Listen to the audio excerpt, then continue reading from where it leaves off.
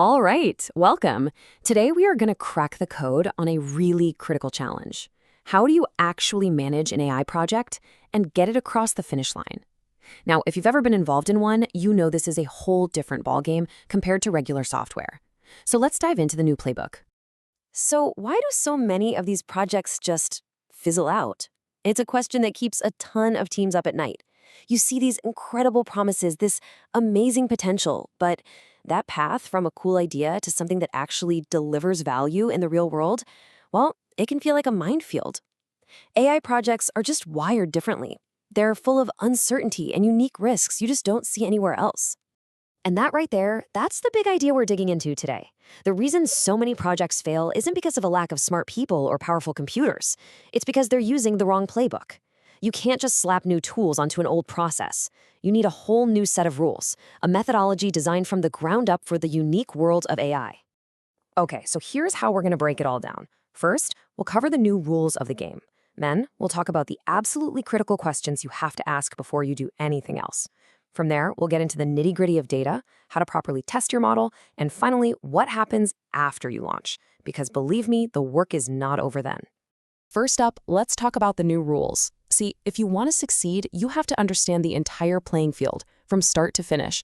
And that's what the AI project lifecycle is all about. A great way to think about this is like building a robot.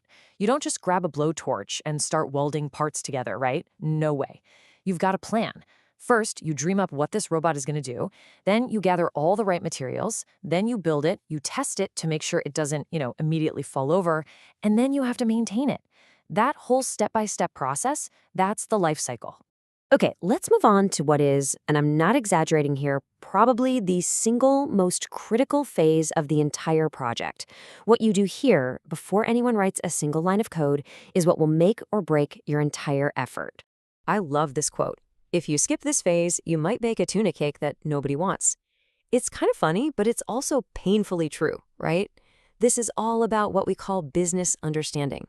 You can build the most technically amazing thing in the world, but if it doesn't solve a real problem for real people, you just baked a tuna cake, and nobody wants that. So you gotta get crystal clear on two things, and they are not the same. First, you have your business objective.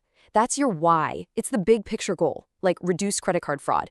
But then you have your success criteria. That's the scoreboard. That's how you know you actually won the game. It's not enough to say you want to reduce fraud. You have to say, we will know we succeeded if our fraud detection rate is above 85%. See the difference?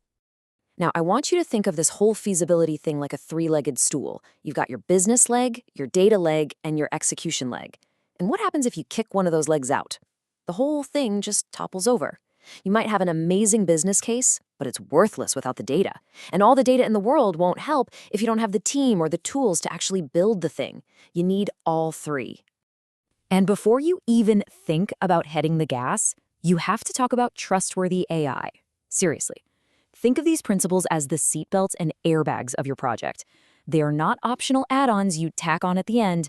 They are non-negotiable safety features you have to design in from day one. So all of that hard work up front, the business case, the feasibility tracks, the trust stuff, it all boils down to one single incredibly important decision: the AI go, no-go. This is that formal checkpoint. It's the moment you decide, based on evidence, whether to commit serious time and money and move forward, or to pull the plug before you waste it. All right, let's say you got the green light. You passed the go, no-go. Now we dive headfirst into the world of data. And let me be super clear about this. Data isn't just part of an AI project. Data is the fuel. It's the raw ingredient. It is the absolute heart of the entire system. This quote just says it all, doesn't it?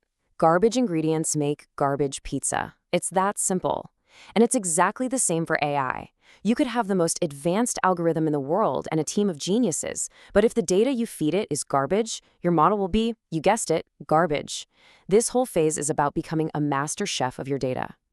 Now, one of the sneakiest, most common ways to poison your data is something called data leakage. The best analogy for this is, it's like peeking at the answers while you're studying for a big exam. Your model looks like a genius during training because it has information it will never have in the real world. It creates this total illusion of success that will come crashing down the second you deploy it. And then you've got these two sneaky cousins, data drift and concept drift. Imagine you trained a super smart dog to always fetch a red ball. Well, what if one day all the balls in the park are blue? That's data drift.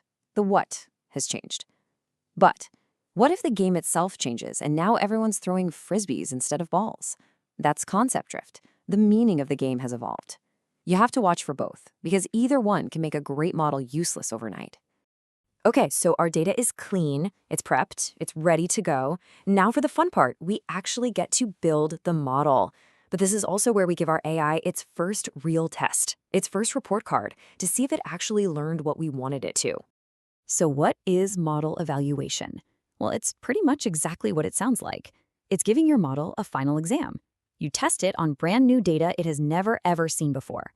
This whole process gives you a detailed report card with specific grades, things like accuracy, precision, recall, that tell you exactly how well your model is doing its job. But, and this is a huge but, you have to understand this distinction. You can have amazing model performance and still have a complete business failure. Think about it like a race car. You can have a perfect engine that passes every single technical test. That's your model performance. It's 99% accurate. But if that car still loses the race, if your fraud losses don't go down, then you've failed on your KPI performance. You have to win both. And you know what? In a lot of situations, especially when the stakes are high, we're talking finance, healthcare, just getting the right answer isn't good enough. You need the model to do one simple thing: show its work. We need to understand why it made a decision. This is called explainable AI, or XAI, and it's absolutely crucial for building trust and accountability. All right, we've made it. We have a fantastic model. It passed all its tests. It's actually solving the business problem. Time to lunch, right? Well, yes, but this is where a whole new journey begins. This is not the finish line, it's the starting line for a new race. So if it's an ongoing journey, how do you actually manage it? The answer is ML ops, or machine learning operations. And here's the best way to think about it. It's the difference between building one single toy car by hand in your garage versus running a fully automated toy car factory that can build, test, and deploy thousands of cars flawlessly. MLOps is how you do AI professionally and at scale. And that journey, that factory, it runs on a continuous cycle. It's not a straight line. First, you deploy the model out into the real world. Then, you monitor it constantly, watching its performance, looking for that data drift we talked about. Based on what you see, you maintain it, fixing bugs. And every so often, you retrain it with fresh data to keep it sharp. Then, you deploy again. It's a loop that never stops. And a really important part of that cycle often involves what's called a human in the loop. So imagine you've got a robot sorting toys. What happens when it sees a brand new toy it doesn't recognize? It gets confused, right?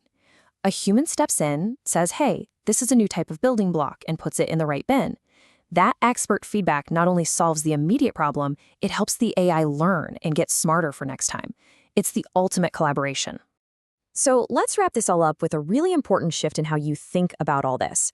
Once your AI is out there, live, in the wild, the question isn't, does it work anymore? The question becomes, do we still trust it? And earning that trust day after day through constant monitoring, maintenance, and validation, that is the new playbook for success.